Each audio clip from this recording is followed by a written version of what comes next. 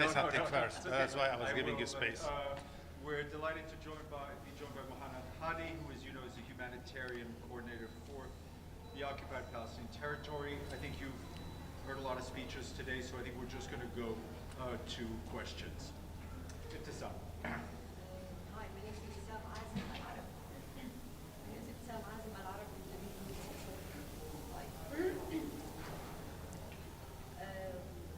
I have two questions. The first one about Gaza and what would you say the biggest challenge that you're facing there regarding bringing this aid into Gaza? And the second question is about the West Bank and Jerusalem and the settler violence. If you could say more to that and how is that violence and also affecting your work and your humanitarian mission there. Thank you. Thank you very much. In Gaza, there are a set of challenges. I've never been in a place where everything is a challenge or everything is a priority there. So if you speak to my UN colleagues and ask them to prioritize the work, they will tell you that's not possible. Everything is a priority. Likewise, there is a challenge on every front. Right now, the main challenge we have is the public order. We need to make sure that the working environment there is safe enough to deliver with accountability to our staff and accountability to the affected population. So this is the main challenge we have today. Of course, there are the other challenges of logistics, access, but if you want to know, the number one thing we are focusing on is the issue of lack of public order. On the West Bank, I've visited more than one refugee camp. I visited Tulkarem, I visited Jericho. Definitely we have concerns about the settler violence, and I've said more than one time, we follow the SG instructions that yes, all eyes are on Gaza, but we shouldn't wait for the West Bank to become another Gaza. I've met many people in Tulkarem camp. We had discussions with them. I went to UNRWA schools. I spoke to many girls now, many girls who are students. They told me their daily suffering. How is it difficult to live in a refugee camp? They told me their feelings when the army comes, when there is military activities happening and taking place there.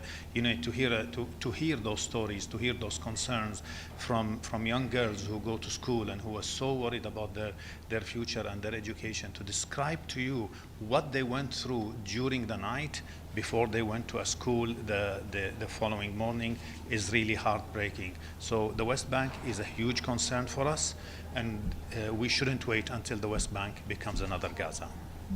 Thank you. Abdul Hamid. Thank you, Mr. Hadi. Abdul Hamid Siam. I have two questions. Speak a little louder. Sorry. Okay, because there's Yeah, I know. Sorry. When was the last time you been in Gaza, and what do you tell us about your personal contact with people? And if you can share with us some information about this detention center, which is called the time, or we call it Israeli Guantanamo. Yeah, it said 1,000 Palestinians in detention and 1,100 Poles killed in that detention center. Can you shed more light on the suffering of the detainees and the older On the detention center, human rights are working on that. I think they are in a better place to speak about it than me. I have not visited that place, but I know that the human rights are looking into this. So it's better that if they speak about it, they're in a better place to talk about it. On Gaza, I was there a week ago, last Tuesday, not yesterday, of course, the Tuesday before. I saw a lot of challenges, one of which I talked about the public order, which is becoming a concern for us. I met with a variety of people.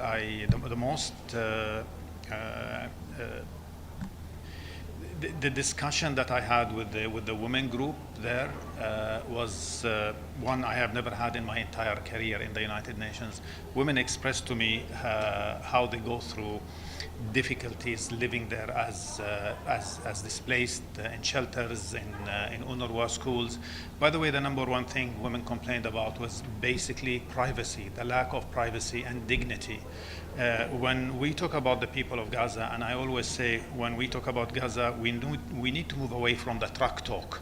We need to talk about people.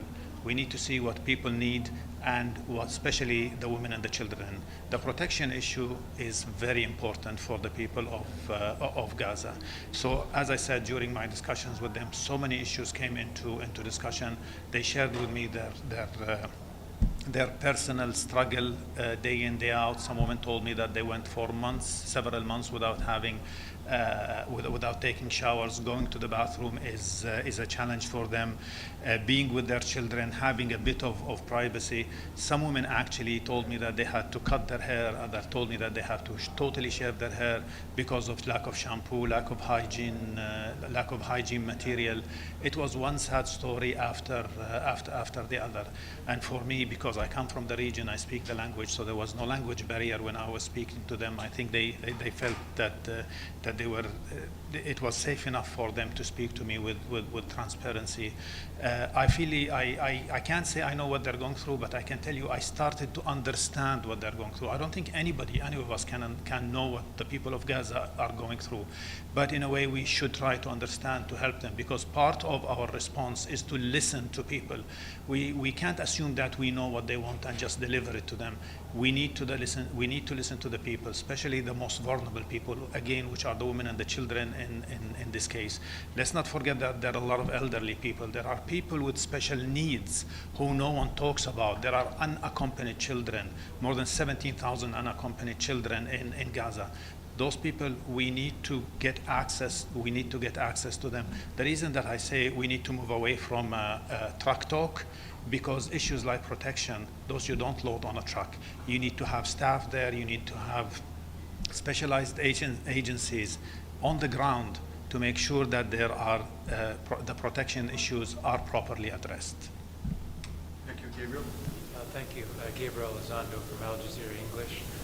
Were you able to speak to any Palestinians there who had been sheltering under the UN flag? Because more than 500 have been killed while sheltering under the blue flag, and that was normally a place of protection, but it's not in Gaza.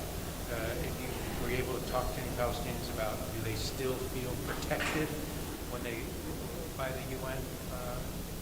I don't think I'm the first one who would say there is no safe place in Gaza. I think you heard it before. It's nothing new. There is no safe place in Gaza. Al-Mawasi area, where people were told to move, it was also targeted. I feel sorry for the people of Gaza. When I'm driving there in Gaza on the highways and I see people just stranded on the side of the road. By the way, there are no tents in Gaza, as people may think there are proper tents. No, there are just shelter material. Most of the time you see men and women, most of the days are trying to sew and fix some plastic sheetings, to try to cover themselves during the night. But people know that there is no safe place. People are always on the move. They receive those instructions to evacuate. They grab whatever they can. They start with beloved ones, with the elderly, with the children. They just they carry them, and they carry their dignity or whatever left of it with them, and they just move from one place to the other. Gaza is a sad story. There are 2 million sad stories in Gaza. Seeing Gaza on the news, reading about Gaza is one thing, but going there and listening to the agony of the people, it's totally another story. Thank you, Bassam. Started with Al Jazeera Arabic.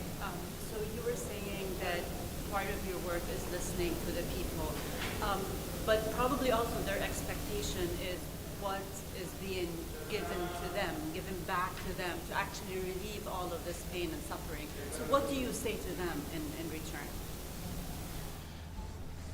The people of Gaza has an experience with the United Nations, starting with UNRWA for many years.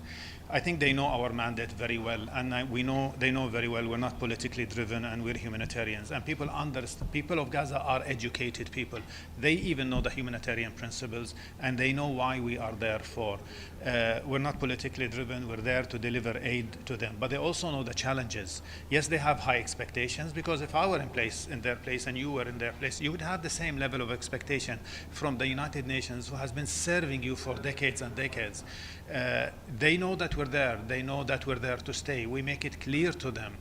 They saw us being present with them even at their toughest times. And every time we engage with them, we remind them of the words of the Secretary General, that we're there to stay and deliver. And we will continue doing that. Yes, there are challenges, security challenges, logistics challenges, all challenges you can think of in any similar situation in the world are there, and they're presenting themselves, and they're magnified challenges. But we are determined to remain with the people of Gaza. Let's not forget that in absence of a political solution, the only solution is the humanitarian solutions. We as humanitarians, unfortunately, we have to deal with the results of failed politics, and this is what we're doing there. We're waiting for the politicians to deliver a ceasefire in Gaza. But we as humanitarians will remain there with the people of Gaza to support them go through this difficult crisis. And once it's over, we are determined to remain with them, to help them rebuild their lives, early recovery, reconstructions. We're there, and they know us, and they know our intentions. And you know, when you're in the business of saving lives, you don't have many options except to save lives. And this is what we intend to do. Thank you very much. Thank you. Question. Sorry, about the Jordan, humanitarian aid coming from Jordan. So, yes, there is aid coming. There are aids coming from Jordan, and it's entering through Erez border. So there is, yes, a Jordan corridor, and it's bringing aid. Thank you.